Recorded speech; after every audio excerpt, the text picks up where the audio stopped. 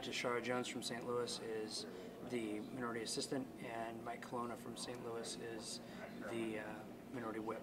Okay.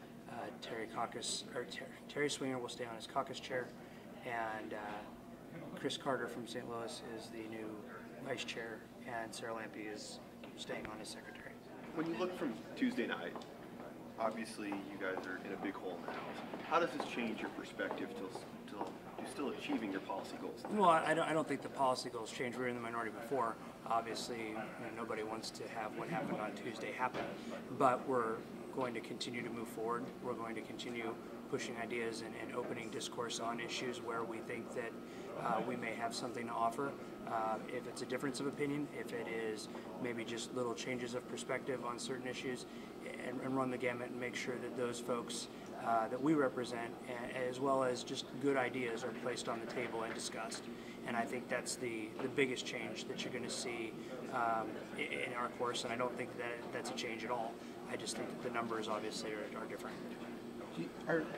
Given how significant the minorities are for the Democrats in the House and Senate, are you still relevant to the legislative process, do you think? Well, I think in tough economic times, particularly when you're talking about huge budget shortfalls, everybody is relevant.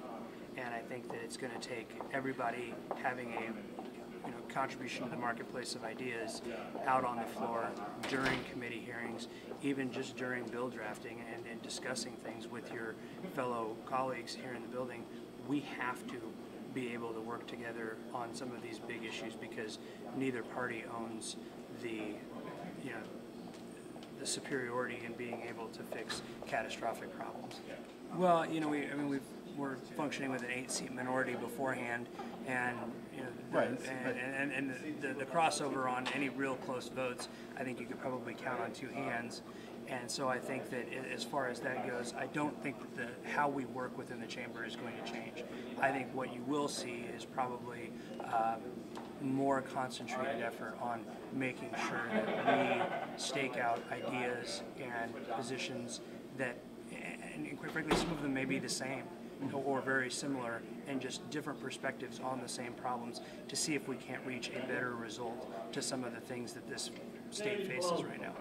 Do you think the House is going to be more partisan or less partisan than it's been in the past? I think the biggest thing, one, it's the House of Representatives, so it's always going to have certain degrees of partisanship. But I think that what you are going to see, and I've talked to Speaker Tilley about this, is that we want to make sure that there is a much more concentrated effort on professional decorum that has been exhibited the last 4 years. And I think that both of us are very committed as leaders of our caucus to making sure that that doesn't happen. And I think that some of that is going to be a function of you have new folks here, they understand what those rules are that they need to have, and we're going to continue to move in a much more professional conduct than we've seen in some of the last sessions. Do you think you can work with Tim Jones and Steve Tilley? What kind of relationship do you have with them? I actually have a very good relationship with them. We obviously will get out on the floor and we will fight and we will have discussions and we will have very spirited debates and we will fight over issues where we disagree.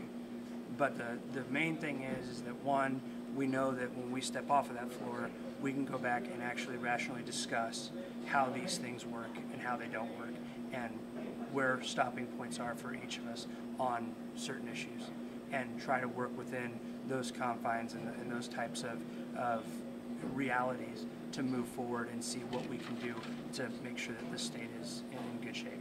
How unified is the Democratic caucus? I haven't seen us more unified in decision-making process than we were today. And if you want to call it a bunker mentality or whatever you would like to say, we know that we have a lot of work to do. We know that we have to be concentrated on making sure that we move and do the rowing with one oar and making sure that we are all on the same page and it is all moving forward in the same direction. And that is the number one goal of any leader, is to try to keep your caucus in that. And I see my job is no different. What was the mood like? Obviously, it's 2 days removed from significant losses. Were people down? Were they? I think people are much more understanding of what happened. Obviously, nobody expected what was going to happen on Tuesday to happen, but we've moved beyond that, and we're looking at what the future holds and how we can move forward and help Missouri continue to grow and expand as far as how it is going to be on the national landscape. And I think that we have some issues that are going to be tough to tackle. And jobs bill, we've seen that. We've sent dozens of jobs bills over to the Senate, and they seem to kind of go there to die. But I think that we have to concentrate on jobs, and I think we have to concentrate on making sure that we deal with making every effort we can to give children a good quality education and make sure that we deal with this budget. And when you're talking about shortfalls that aren't necessarily 6 figures or 7 figures, but you're looking in the high 7 figures, that is a big